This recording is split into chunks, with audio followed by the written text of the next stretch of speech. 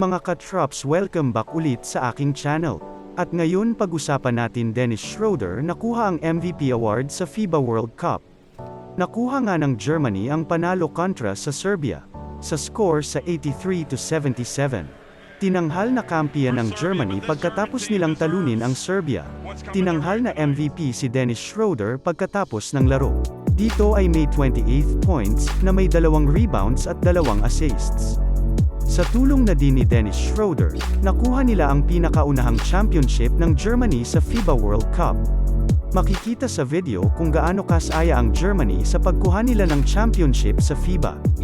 Kahit pa nasa press con si Schroeder para sa mga media ay di mapigilan ng kanyang mga kakampi puntahan ang kanilang MVP at buhusan ng tubig.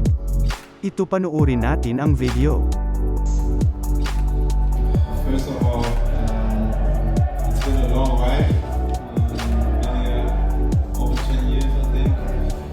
And to be here now, last year winning the bronze medal, and then coming in here, going 8-0.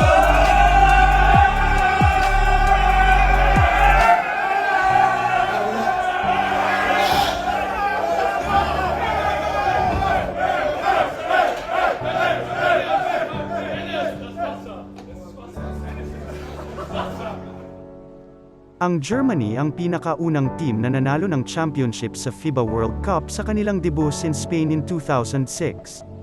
Kaya di na tayo magtaka kung bakit sobrang saya nila. Panoorin muna natin ang highlights ni Dennis Schroeder laban ng Serbia.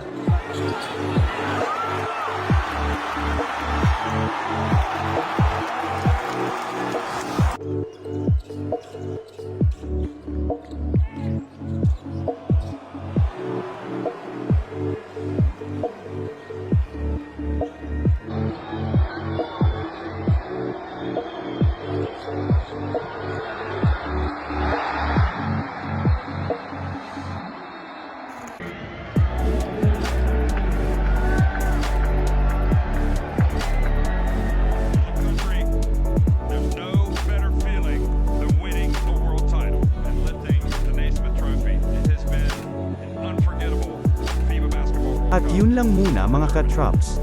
Huwag nyo kalimutan mag-subscribe, mag-like at pindutin ang notification bell button. Hanggang sa muli mga katrops, salamat!